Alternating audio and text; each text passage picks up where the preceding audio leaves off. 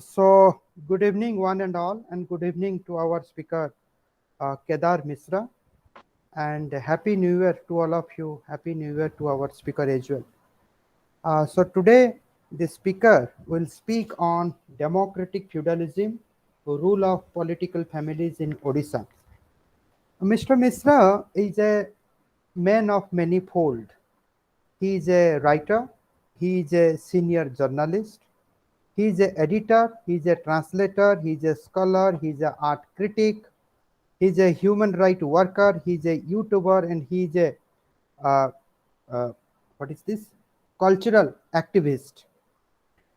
He belongs to Sonpur district of Odisha, and he is a graduate from Sambalpur University in the year 1992. He has dealt with many national and international assignments, and many publications are there in his credit. His works are widely translated into English, German, Hindi, Bengali, Assamese, Malayalam, Nepali, and Irish. He has got many awards.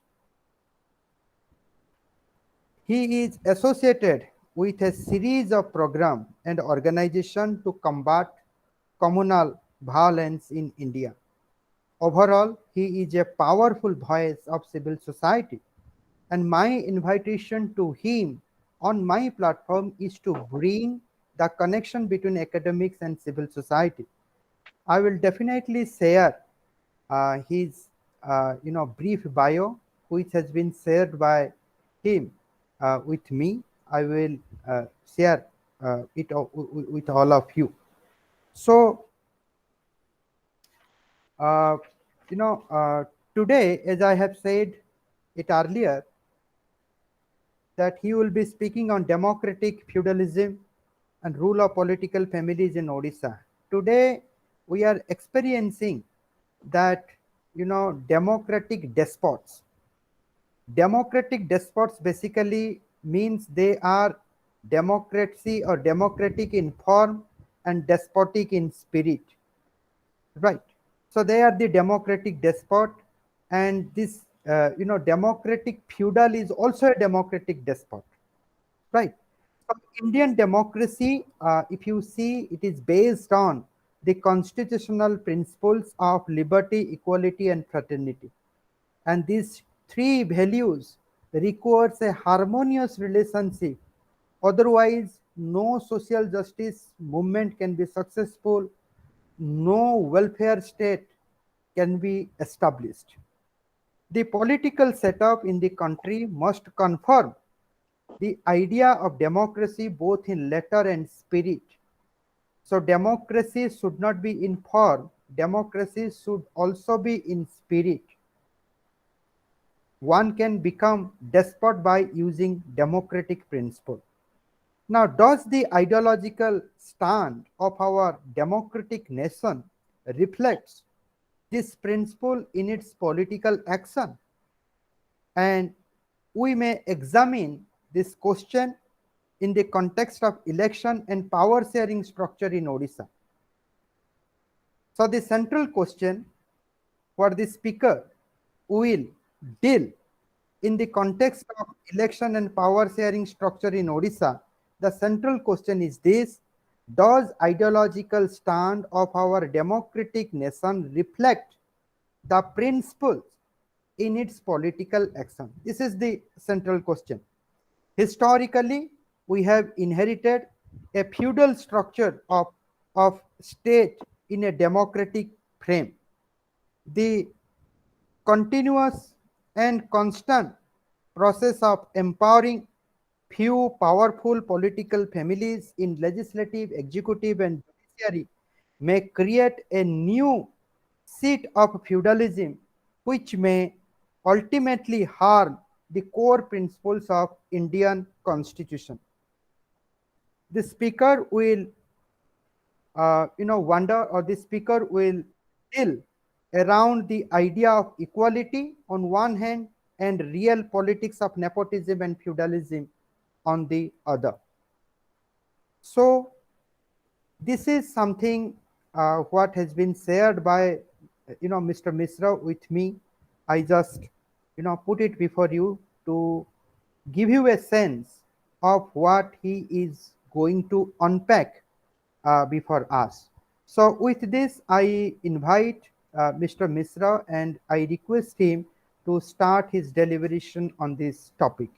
Yes, Mr. Mishra. Thank you, Professor Mishra. Thank you for your invitation, and I'm really grateful to you that you gave me a chance to speak with young students. And not being a part of academic fraternity, it's really difficult to talk to the students. As a freelancer, as a journalist, as a creative writer, my domain is somewhere else. So for me, I'm a little bit afraid if I may disappoint you, or whether I cannot come up to your mark. So please excuse me from the beginning. So, but let me start with a few points actually. Very recently, you must have seen the funeral procession of Queen Elizabeth, and you must have seen the coronation, the funfair, the most dazzling uh, color and light of a funeral procession.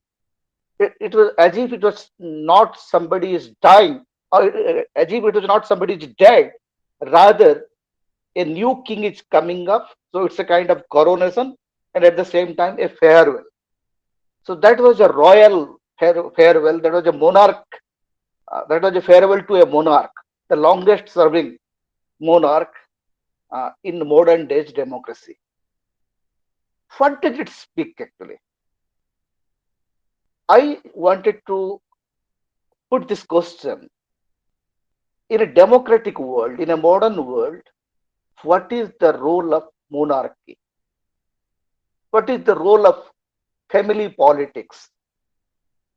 Though we claim that the world is becoming more and more democratic, more and more a equal world we are living, but the reality is that we are still having constitutional monarchies all over the world. And the biggest example is United Kingdom, be it Australia, be it Canada, be it England. They have their own set of monarchy. Thankfully, when India becomes a republic in 1950, adopting a democratic constitution rejected the idea of monarchy. We we borrow the idea of what Mr. Mishra was speaking in the beginning, the idea of justice, idea of liberty, equality, and fraternity. These four idea: the idea of justice, equality, liberty, and fraternity. So the core principle of Indian democracy is not constitutional monarchy, but the principles of French Revolution, which was based on these four principles. But in idea and in philosophy, politics looks much better. Politics is a great word if you look it in an ideological framework. But the reality of politics is as ugly as a toilet, a unused toilet, I can say. So in that case, you can see the democracy sometimes reduced into a process of mere electioneering. We believe that election is democracy. We have to understand that election is a part of democracy, but election is not all about democracy. Democracy is distribution of power, federalism, and its core principles, principles of equality, principle of justice. And Indian constitution is very clear what it stands for. And you must have, as a student of political science, you know what our constitution says. When we adopted our constitution, we very clearly said that, we the people of India, having solemnly resolved to constitute India into a sovereign, socialist, secular, democratic republic, and we secure citizens justice, social, economic, and political, liberty of thought, expression, belief, faith, and worship, equality of status and of opportunity, and to promote among them all fraternity, assuring the dignity of the individual and the unity and integrity of the nation. I just want to, I repeated the preamble of the of Indian Constitution just because I love this preamble to be repeated again and again. This, I think, this is the beauty. This is the core aesthetic of a republic, that you ensure your citizen the right to equality and to live in a to live in fraternity, to live in a world where everyone is having the same opportunity, having the same status. It sounds so beautiful.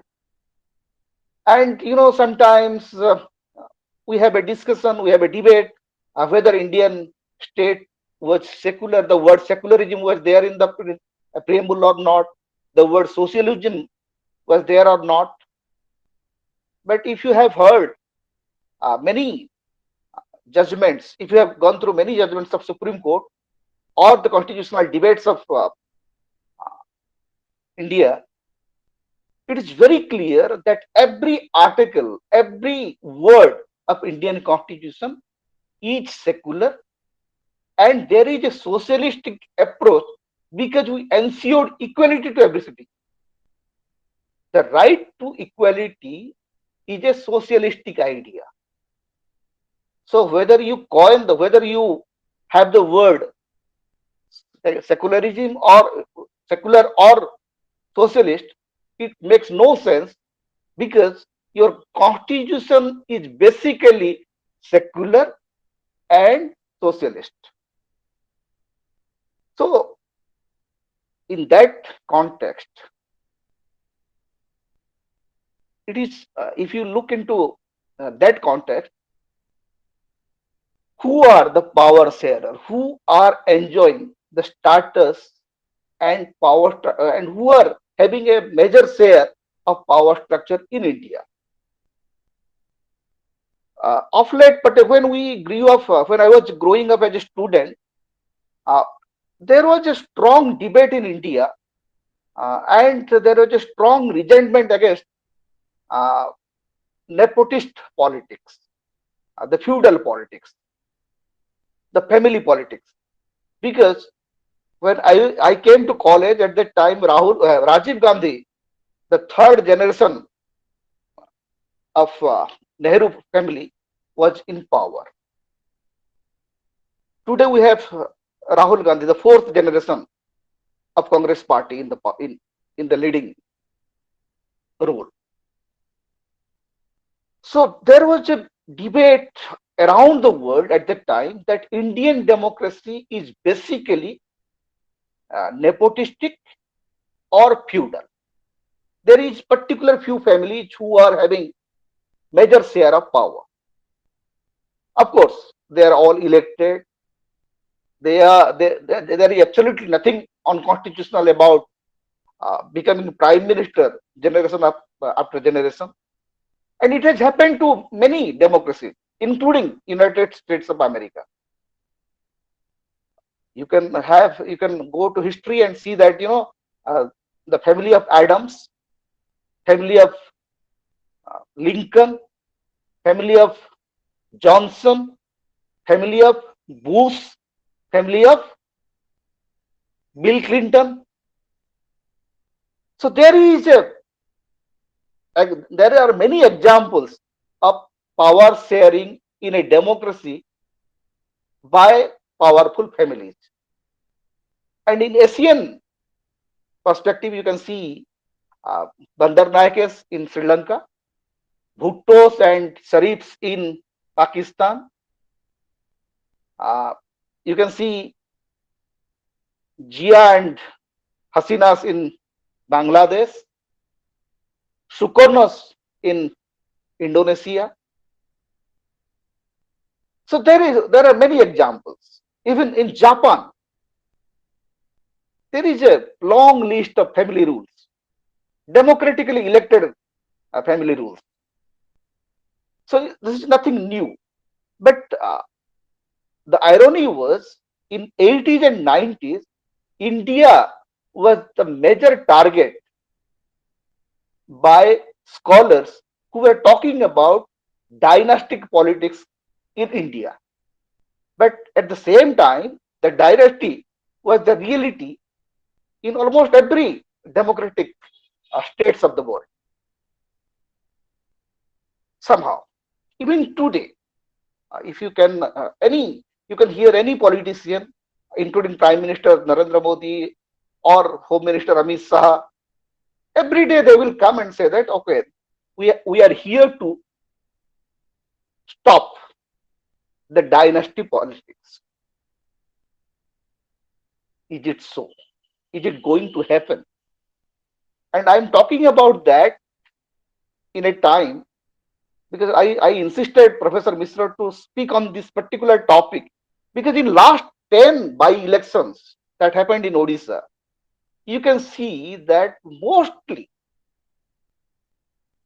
in all the 10 political or in 10 by-elections that happened in Odisha, you can see the lawmaker who died, one of his family member is got the party ticket and got elected and now enjoying the power.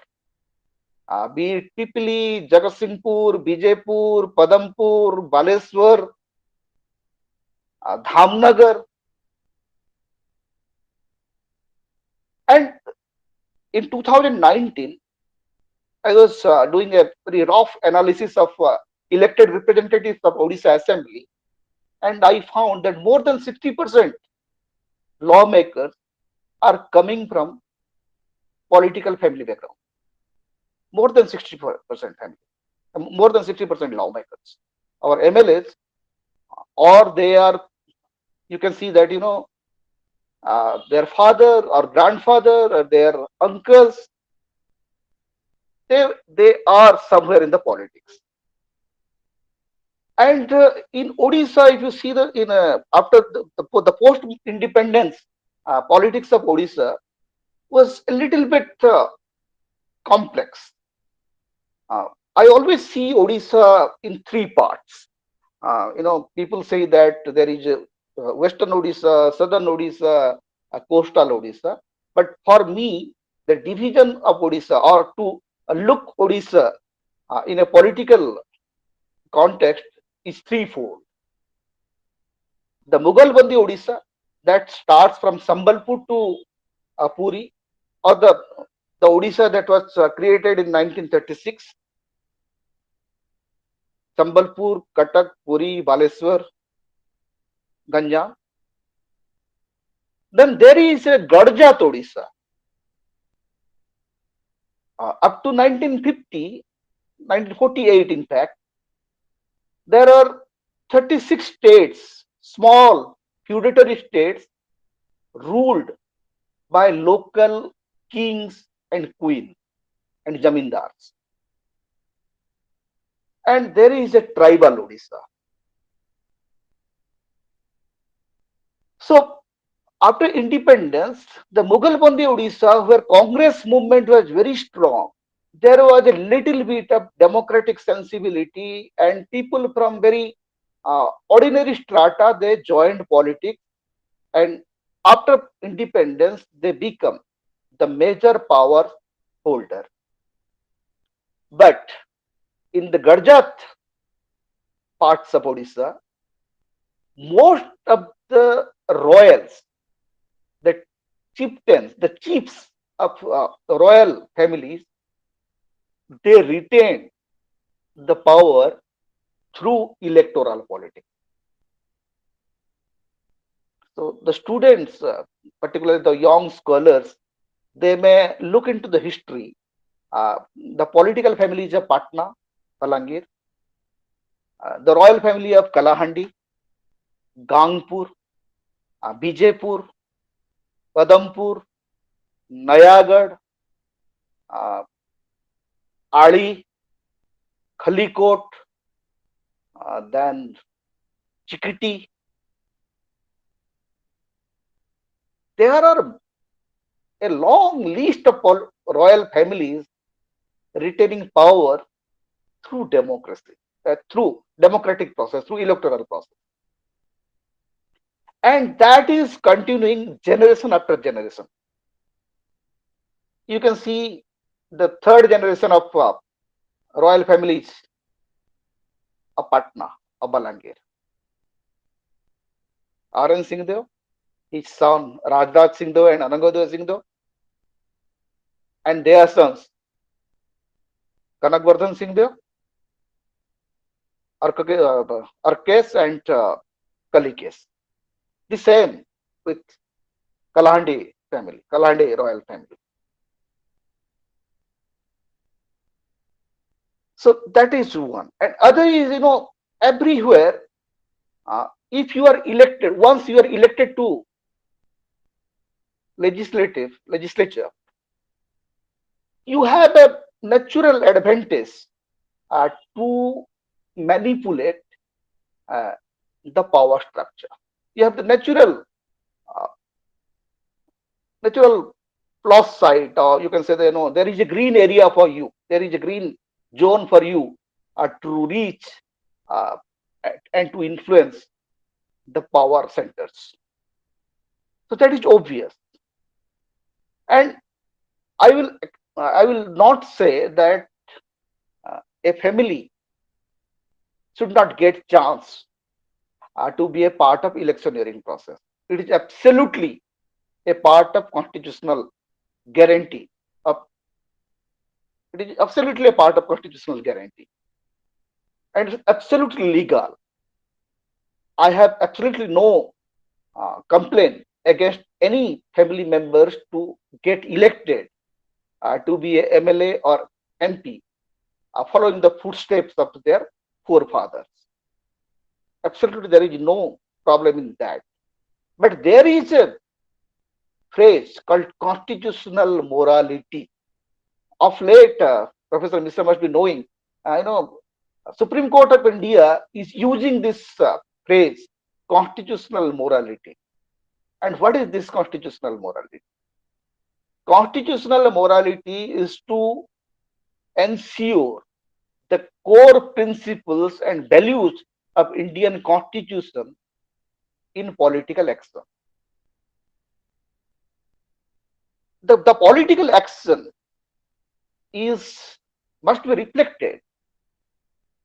Political action must reflect the idea of India, the idea of constitution. And unfortunately, that is not happening. And throughout India, you can see flourishing dynasts, Sindhyas, Gandhis, Thakurs. So, there are many and across the party line. No political party can claim today that we are free from dynastic politics, including Bharatiya Janata Party, who claims to be a party with difference. Every political party is now entrapped by a particular group of families, a group of powerful families. And not only the legislature, but the judiciary and media. It is also controlled by few powerful political families.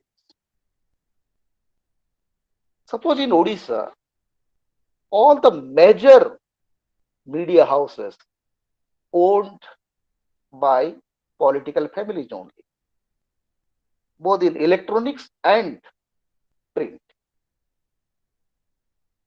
You name one media house which is owned by a non-political person or owned by a cooperative, or you are a political uh, dynast, either you are a corporate tycoon. So legislature is hijacked by political families. Media is owned and controlled by political families, and judiciary. Nowadays, we are having a debate that judges appointing judges, and most of the judges are coming from the family of judges. That is obvious. You know, this is the reflection of politics in judiciary. You cannot just say that judiciary is a exception or judiciary is something different. There was a long back, I had a advocate friend who always say, there is particular seats where from that particular chamber you can see judges coming up generation after generation. I can give one example. Everybody knows about the family of Mishras, Pandit Godavari Mishra and his son Justice Ranganath Mishra, who rose to be the Chief Justice of India, and he was the son-in-law of he was the son-in-law on in-law of another great justice called Justice Harihar Mahapatra. His nephew Justice Deepak Mishra became the Chief Justice of India again, and from that same chamber Justice R.C. Patnaik, Justice P.C. Mishra. So in one chamber you can see that generation after generation judges are getting elevation and promotion and getting uh, appointed as judges of high courts and supreme courts. I have nothing to question about their merit. I have nothing to question about their qualification. Some of them are great judges, absolutely great judges. But the advantage, uh, the facilities that you get or that you enjoy as a dynast is a big question. And that hits on the uh, very principle, the very soul of Indian democracy. In our preamble, we gave a guarantee to the people of India that we will create an atmosphere where justice is prevailed. And what is that justice? And preamble is very clear about justice when it says, justice social, economic, and political. So political justice is a little bit daydream in India. Forget about economic justice. That's another area of discussion, and I can take another class on that actually, whether we should attend what is the status of economic justice in India. But to ensure political justice, we must create or we must give equal opportunity to every class of the society. Now everybody is, you are talking about, okay, the first time uh, a tribal woman become the president of India. Great thing. That's a great achievement. Politically, this is one of the most landmark thing that we must celebrate.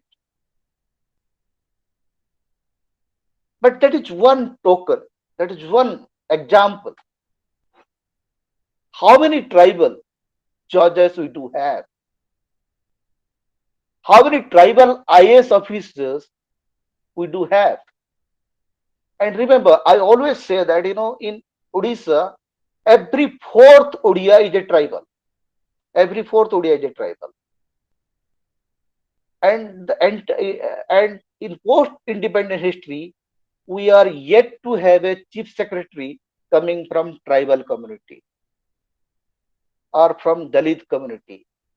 We are yet to have a woman, a woman to be the chief justice of Odisha High Court or to be the chief secretary of Odisha. And only we have one chief minister, Mrs. Nandini Satpathy, way back in 70s. We don't have, we are yet to have a Dalit chief minister in Odisha. And we had two tribal as our chief ministers, very short span, Hemananda Biswad and Girdhar Gama. And it's an irony, when I am talking about dynasty politics, you can see that the dynasts from upper caste, they got repeatedly elected, and there is a constant flow of power to those particular families, generation after generation. But hardly you can see a successful tribal dynasty who are constantly sharing power.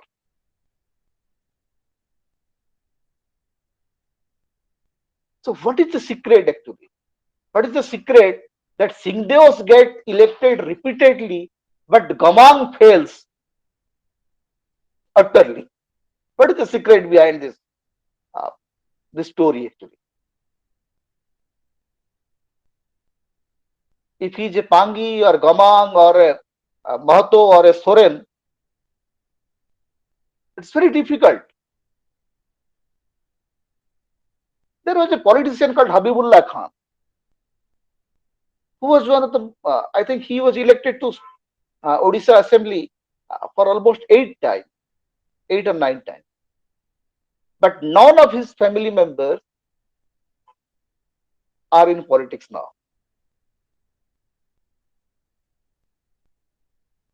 So there are many ifs and buts. There are many secrets to be explored actually. Why? For what?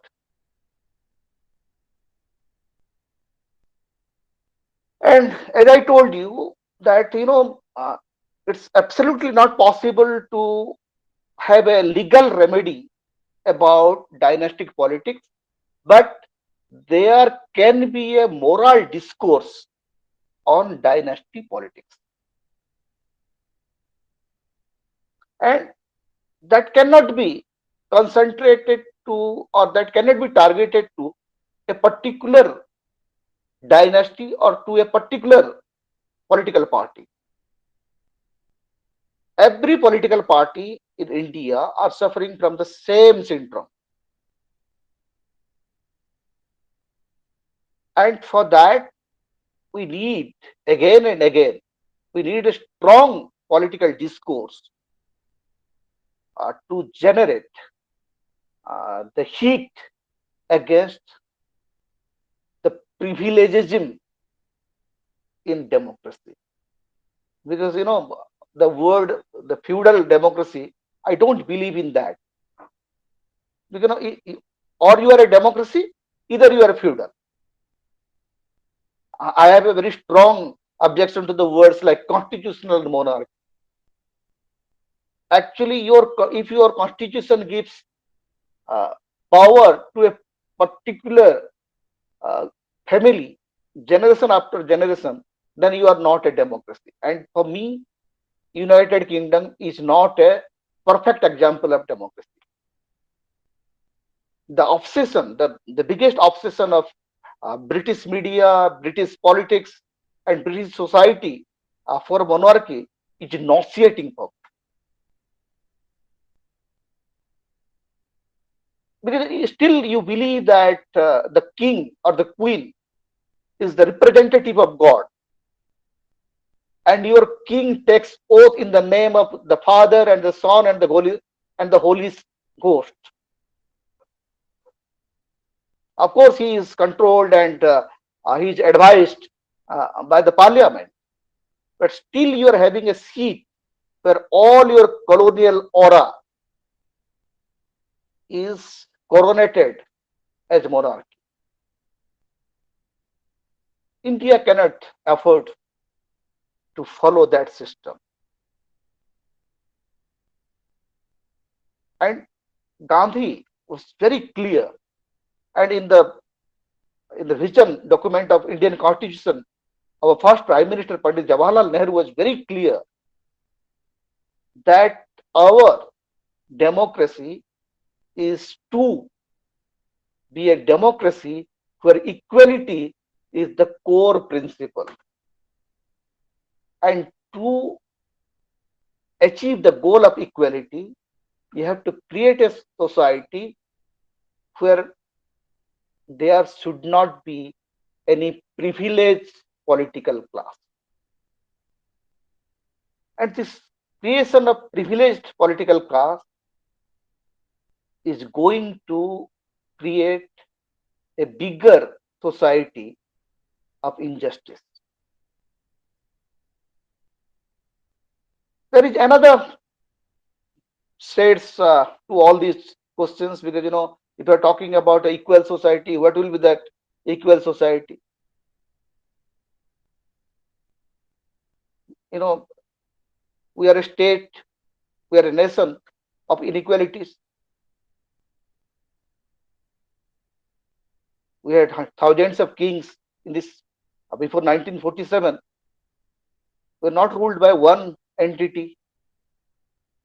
We didn't have a concept of nation state, though we claim that we are the mother of democracy in the world, forgetting very well that our society was divided along with caste, creed, and color.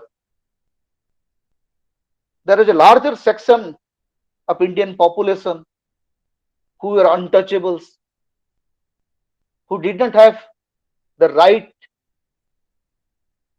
over their own land. India was basically a nation of landless people. So to create a sense of opportunity, to create sense of equality is the biggest and the toughest challenge to any government institutions actually. And unfortunately, India is becoming a nation where the discourse on equality is going down and down. None of us is trying to talk about equality is a political tool. Every political party is talking about facilitating people, schemes, welfareism, freebies. That's all right. But the core discourse, the targeted discourse should be the principle of equality, the principle of social justice,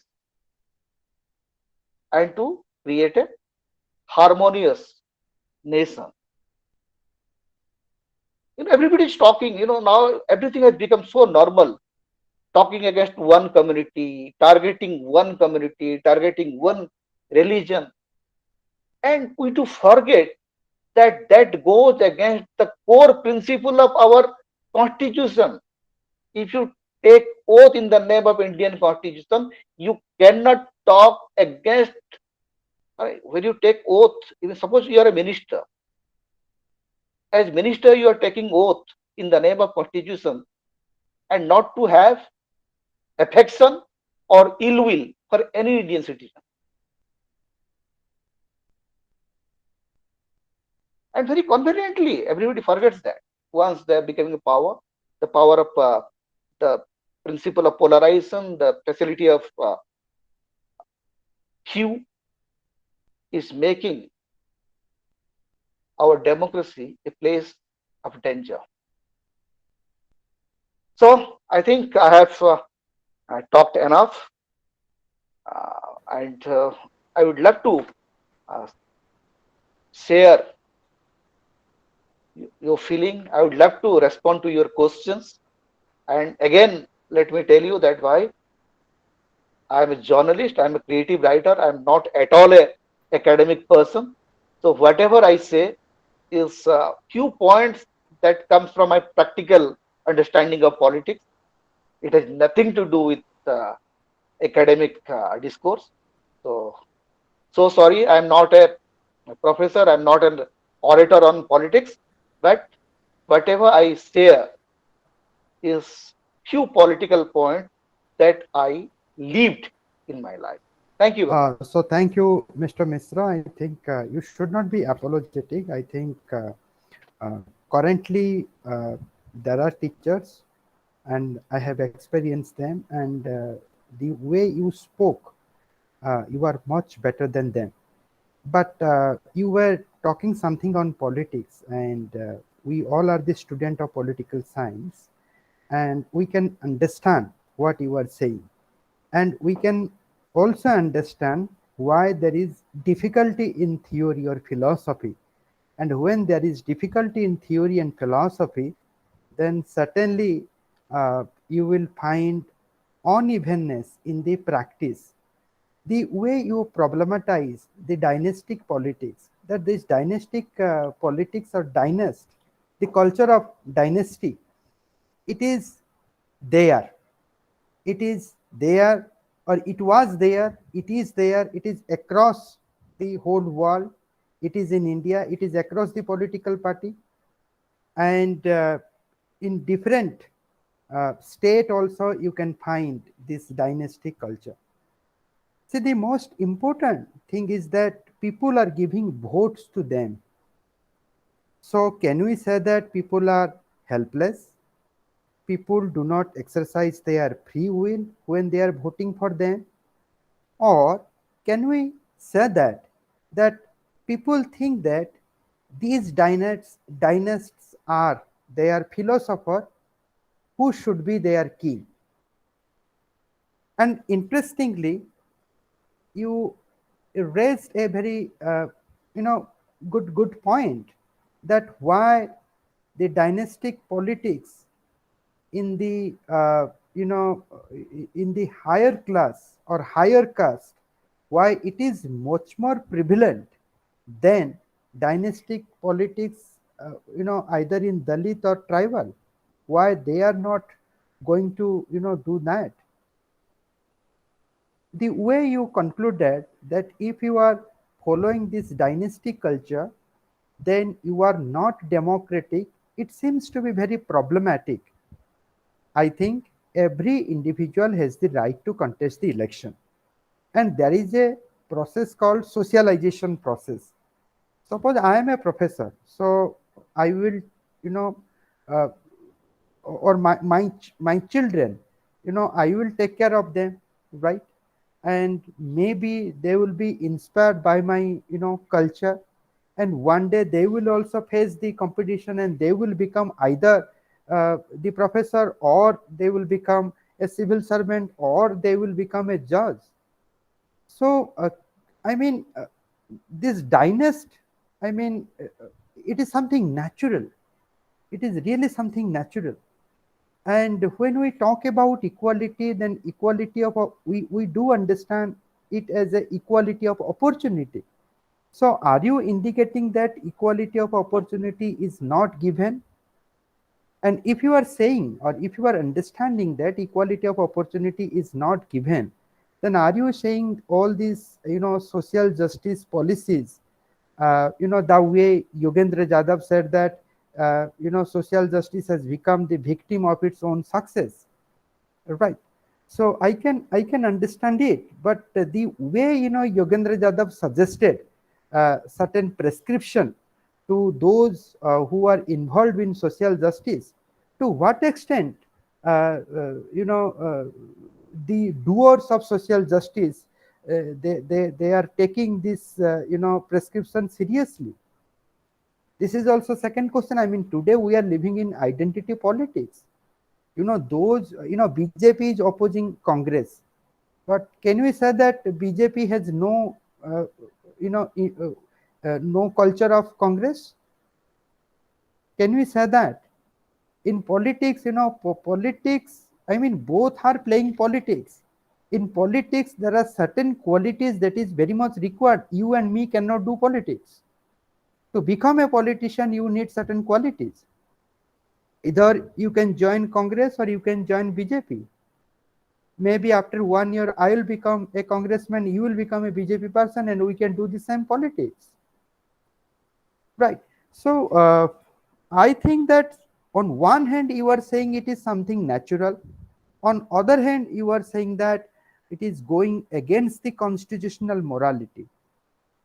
I mean, how to bring back the constitutional morality? In our class, I teach to the student that understand the values of liberty.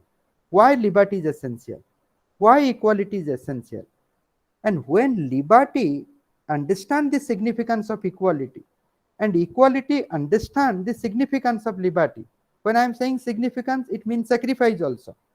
There are certain sacrifices. When there is mutual recognition, then only the feeling of fraternity come. Today you can see in different policies, you can see, freedom is given importance, equality is given importance, but these policies are not able to produce uh, fraternity. This is a big question. And in social justice, fraternity is very important. If the policies is not producing fraternity, then that policy cannot be called as a social justice policy. And by this definition, you can hardly tell me the right social justice policies. There are policies based on social justice, but that is not social justice policies because it has not produced the fraternity. I think you said something very interesting, very provocative. I think we need to think about it, and there are also certain problem in our philosophy, in our theory. Just day before yesterday, we were discussing about Michael Sandel, one speaker, Michael Sandel, procedural republic and unencumbered self. And Sandel is critiquing to the, role. If you'll go through those debates, then one can find that, see, whatever happening today, it is because there is a serious problem in the philosophy. And philosophy is always unsolved.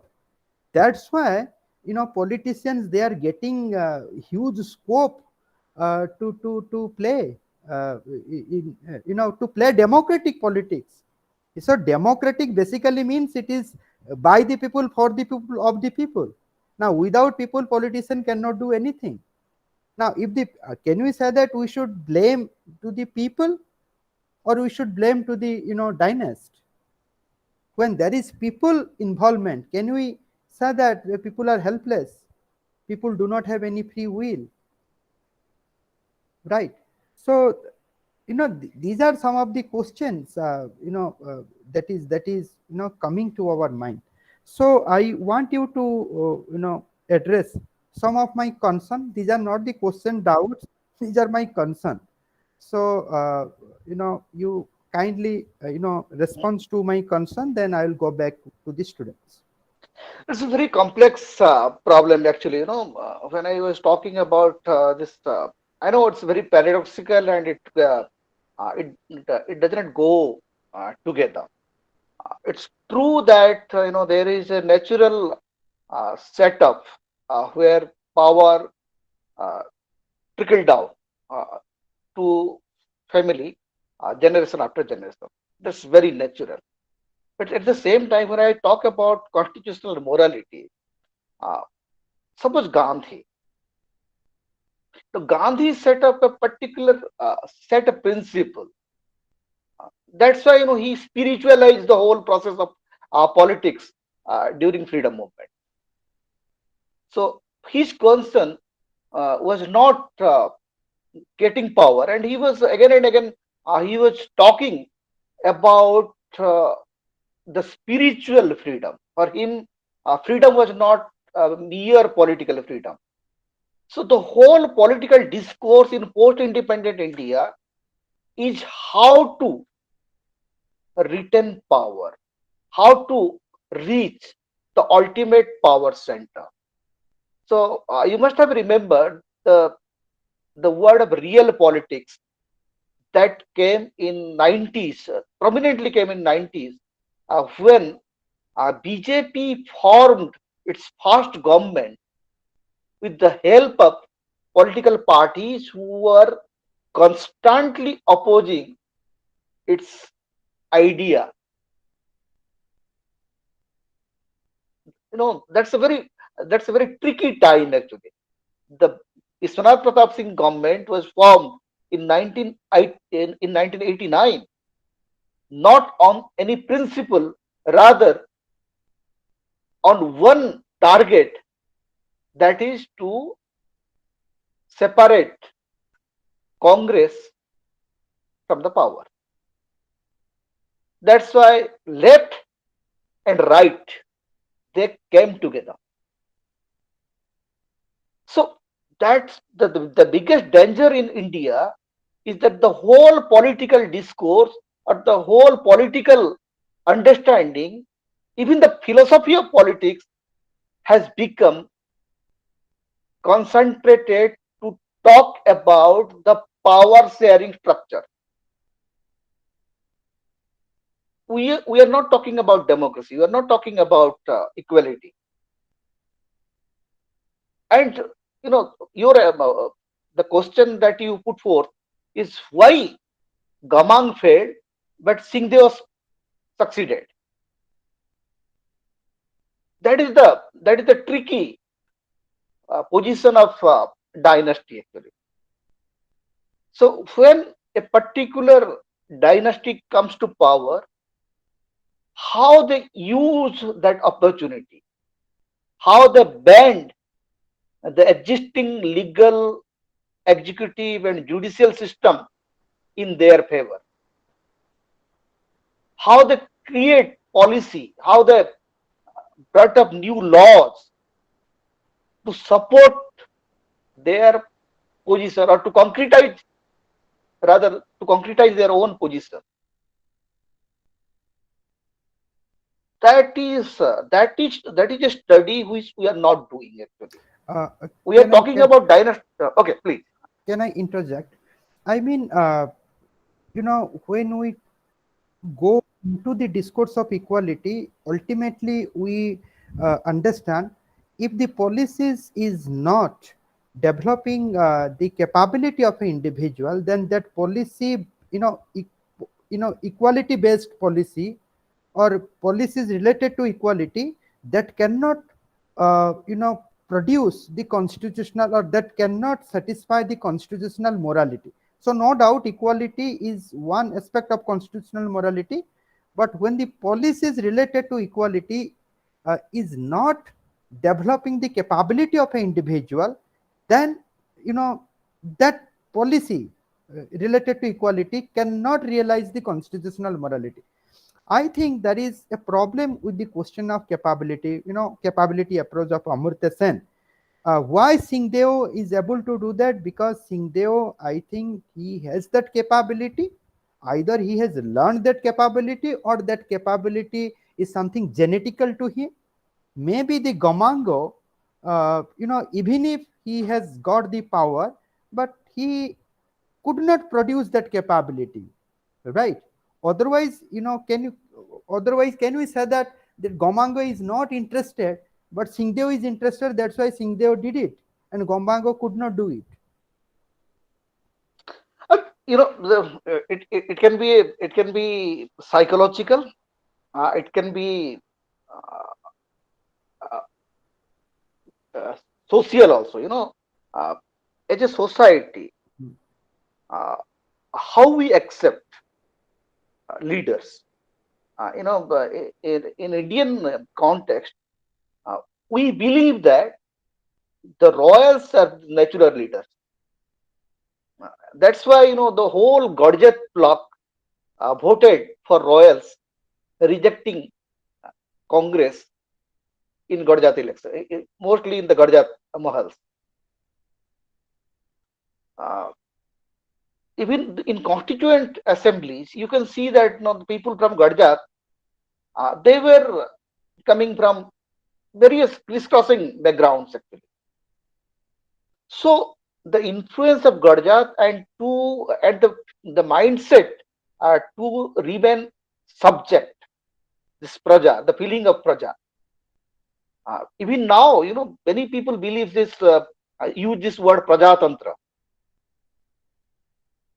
Democracy is not prajatantra. Prajatantra was after this Magna Carta and the relationship between the relationship of king and the subject.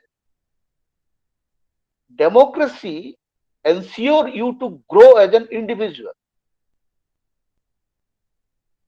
So problem is that the whole process in our politics is not to talk about the constitution. Forget, we are talking about constitutional morality because we are sitting in a academic setup, and you are a professor and your students are there. So we are talking about constitutional morality, constitution, the idea of equality. But in reality, the constitution is yet to reach the target. Constitution is a reflection of uh, people's will. Nehru told that. But does anyone really know what the constitution is? And even one after one, if you go through the verdicts of Supreme Court, that is another area of problem where Supreme Court confused this idea of liberty and equality. Suppose Supreme Court, very recently Supreme Court said, uh, you know, the the the process of demonetization was valid, and executive is having that power, and this is an absolute power. A nation of 140 crores people, one fine morning found that all their notes, all their money are mere piece of papers. Can one person or can a group of person decide the fate of 140 crore people? Cannot we have a uh, debate, discussion, which actually affects everybody's life? So there are problems in all the structures, in all the pillars. And the biggest thing is that, uh, in India, we developed a terrible condition where we love to say that, okay, I have nothing to do with politics. I'm not political. Despite we know that every political theoretician knows, and that famous line of Aristotle, man is a political animal. Not to being political is the biggest politics of our time. When you say that I'm not political, you are a political human actually. We generally say that you may not be interested in politics, but politics is interested in you. So Politics can control you. Politics control your kitchen. Politics control your relationship. Politics control your career.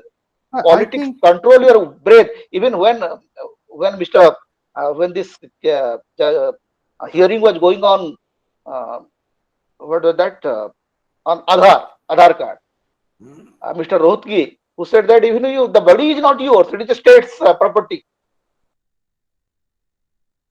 You know, so it's a very very very no, I think complicated. from your analysis one can get a sense that there is a gap between constitution on one hand and society. It is some of the critique of constitution, it is their position that since the constitution is a borrowed constitution, the constitution has not been developed from the aspiration of Indian society.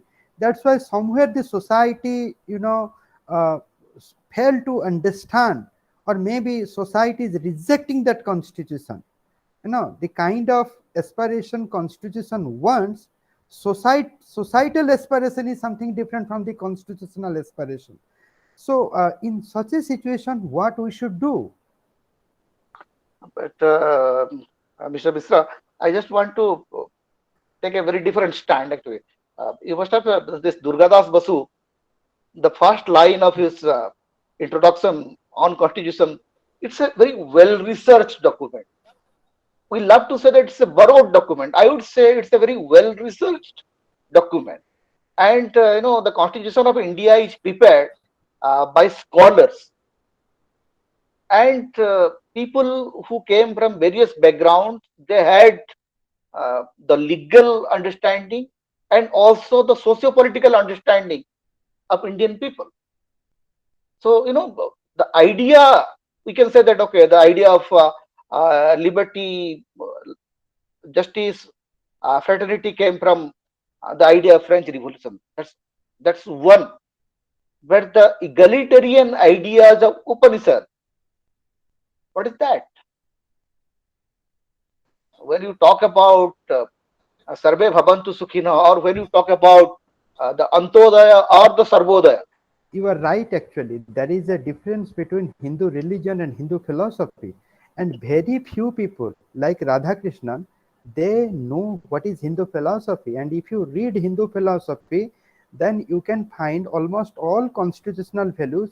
It was their part of the, we talk about scientific temper, but this is a Nyaya school of thought.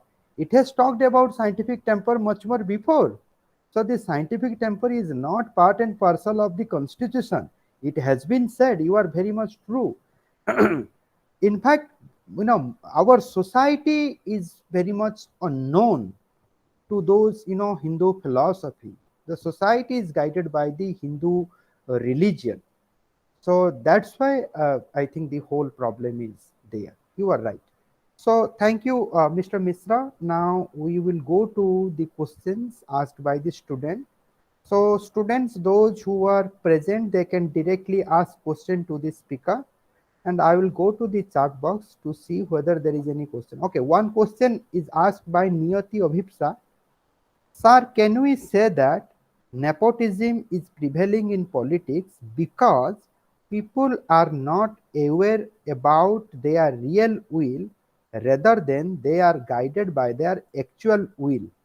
So, what is that actual will? She has defined the inconsistent and short term goal, right? So, actual will is a will that is related with inconsistent and short term goal. Yes, sir. you see, the question is, what is the choice? It's about the political choice, and are you really uh, given a situation where you have no alternative? You have to pick between the sea, the deep and the devil sea, the devil and the deep sea. So if there is no option, then again it's very problematic. And the constitution says that no, everyone should have the opportunity to fight an election. And the whole electioneering process is becoming so costly that a common man hardly can dare to fight election today. The election funding itself is a bigger problem. Since long, we don't have a we don't have a major electoral reform. Even Supreme Court is talking about TM session today. In last 30 years, we do not have a single major political reforms in India. And the use of black money, the use of excess money in election, who is going to control that? Election Commission, we should have the controlling authority. Is how they are working. So these are all the practical aspects which is promoting a particular privileged group. Because your father is having that clout, that money, that capital, that influence, so it's easy for you to get elected.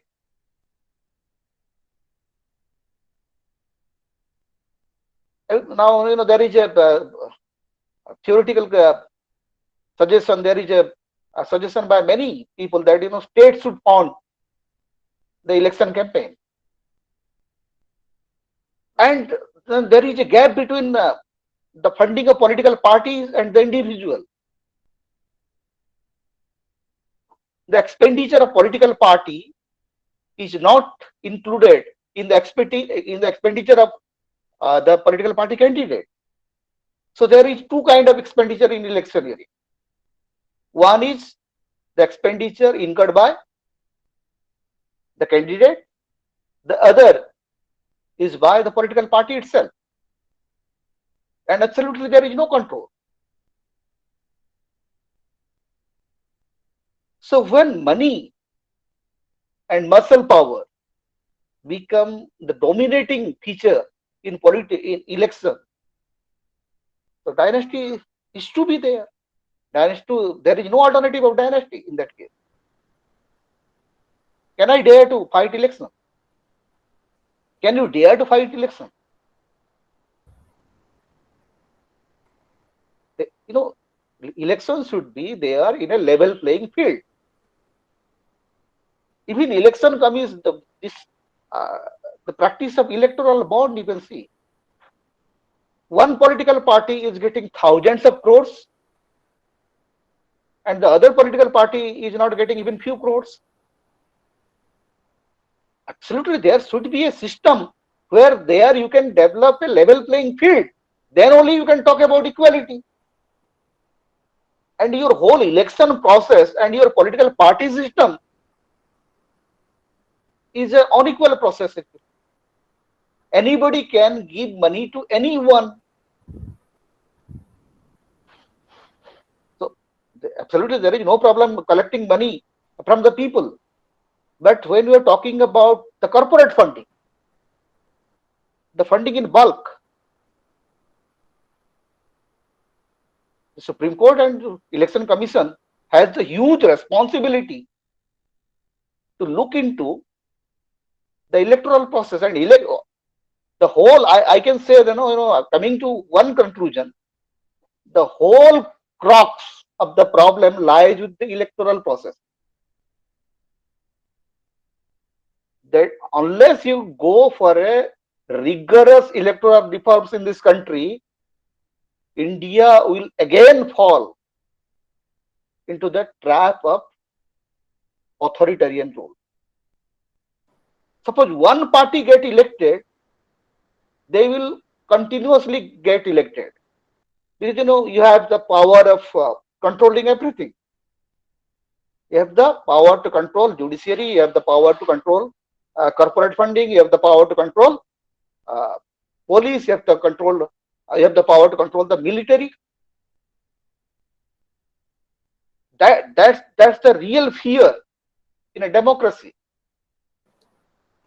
That's why the checks and balances in the organization. Let me connect the answer and the question. Question was quite theoretical. Niyati, you are talking about real will, but in which context I can develop my real will, and in which context I can exercise my real will. Now, in a situation where a honest person cannot contest a election, a honest person is asked not to reform the system. When a honest person only suffers, then what that honest person will do? If I cannot be guided by my real will. Sir, basically, real will, this is a framework given by the Rousseau. Real Mhm. will, basically a righteous will, a righteous will. But when I cannot be guided by my real will, then common individual, they are guided by the actual will. They are taking 500 money, they are giving votes Yeah, because yeah, they exactly. know that, because they know that whoever comes to the power, their situation will remain same. See, if almost all political parties, they are much more concerned about the growth and development of people, then why all these political party connects each other? Why they are not joining their hand? So this is where you can understand how the concept of common good, why there is a politics of common good, politics of common good. Why political and how political party plays the politics of common good and to get votes, right? This is something called jumla politics. Yeah, It's yeah. not that BJP is doing Jumla No, no, politics. every political party is doing that. Yeah. Politics means it's a kind of lie, it's a kind of Jumla, it's a kind of false consciousness. If you understand politics, then also you are in danger. If you do not understand politics, then also you are in danger. Danger. So that's why uh, people are guided by their actual will, and that's why perhaps it is reproducing this dynastic politics. If I have money, I am giving that money to you. You think that I am the powerful person. If you will not vote for me, maybe in coming days I can kill you. Right? It's not because of 500 rupees you are giving votes to me. It is I am giving that money to make you realize that I have money and I have power. Right. That is also another psychology. I hope that Abhipsai you got the answer of your question. Okay, we'll come to the next question asked by Mukesh. Sir, do you think that there is a healthy democracy in India? Of course, the straight answer, sir will say, okay, sir, you give it. I know, despite many challenges and despite many problems, India is still a democracy. There are many challenges, there are many uh, problems, there are many crises, there are many things to which need to get reformed. But I still believe that India is a democracy, and India will remain as a democracy because Indian, the will of Indian people is something very very peculiar, and India will succeed as a democracy because the core value of India is pluralistic. India can never be a monolithic or a authoritarian country because the population, the people are naturally pluralistic. The whole component, the idea of India is a it's like the mixing of everything. You cannot isolate a section, or you cannot polarize a section. Okay, for a few years or few months you can go with that, but ultimately the idea of pluralism is going to win, and democracy in this country is going to stay despite all attempts, despite despite the historical fact that there was a emergency in 1975, despite there are many authoritarian efforts and attempts to divert the constitutional system, the institutions, etc. But still, I am very hopeful, and I can give you a very, very optimistic answer that yes, whether healthy or not, I cannot say, but India is still a democracy.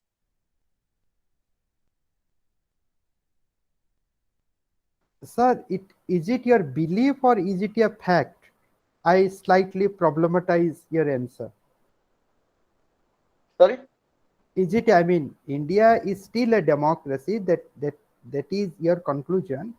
My question is that is it your belief or is it a fact? No, it's my belief.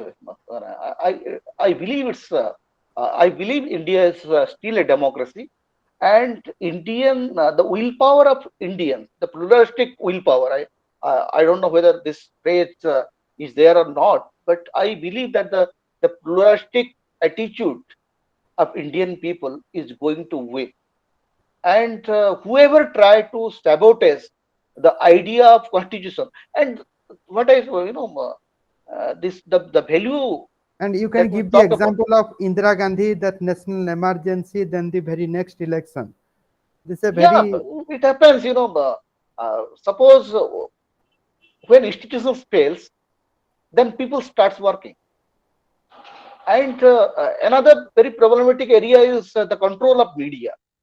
Actually, it was not there during emergency.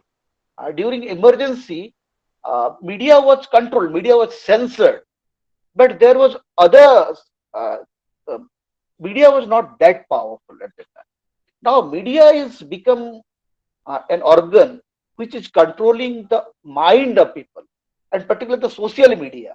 People who believed that social media is democratizing uh, the society, now they have come to understand that social media is not a democratic tool, rather it is a tool to control the mind and psychology of the people.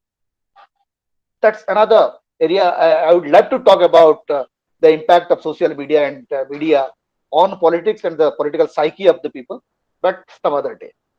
Yeah, but again, I used to, and in the when I started my comment, I said that your lecture was very much provocative. I am also provoked. Are you saying that the mandate will justify whether the leader is democratic or democrat or not?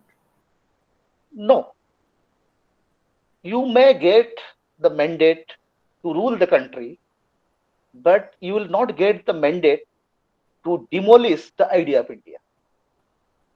You may get you may get elected for third time, but people will not tolerate the day you try to inflict injury into the democratic process of the That country, pluralistic culture of the India, the pluralistic culture of diversified the, and culture of India. the kind of, all of a sudden you can see that the hate politics, the hate speech, which was on very high last year, has come down all of a sudden, and Hmm. I can see that it will come down drastically, and the people who believes in communal politics are going to pay for it, because communal polarization can help you to win one or two elections, but ultimately your reputation will be damaged forever.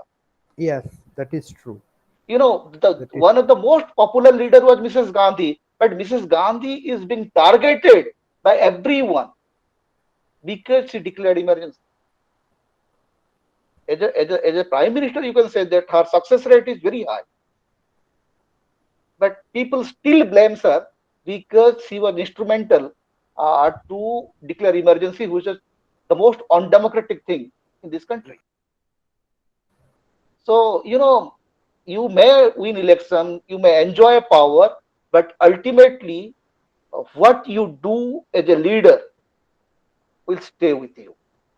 Pandit, you try thousand times, you try millions of times to blame Pandit Nehru, but he is going to stay as the pioneer of Indian democracy, because it's not the propaganda, it's the action, the political action, it's the political vision that sticks. very true. Nehru is becoming more and more relevant, and he is more and more discussed today because he is targeted. Yes, yes, you are right. So, thank you. I mean, if you talk about Indian politics, dynastic politics, you know, it will continue. You cannot end it. There are different aspects. So, somewhere we have to, end this, discussion. Otherwise, it will continue. Now, I don't see any questions asked by the student. I don't see any hands that is raised. So I think we are at the last part of this event. Now I want my uh, Pritish, he's working for his PhD thesis with me, Pritish Sharma, to give vote of thanks to Mr. Mishra. Pritish, are you there?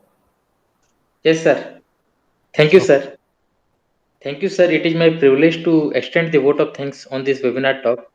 First of all, wishing you all a very happy new year. I, on behalf of all the participants, extend a hearty vote of thanks to our today's guest speaker, Kedar Mishra, sir, to take out time from his busy schedule and to grace the occasion by his presence and contribution to make this webinar a success. Thank you, sir, for guiding us with your words. Sir, your thought on democratic feudalism, rule of political families in Odisha, gave us a great insight in the topic. Sir, as you said, legislature is hijacked by political families. and same can be seen in judiciary is quite true in today's society, and by which it makes our democracy in danger.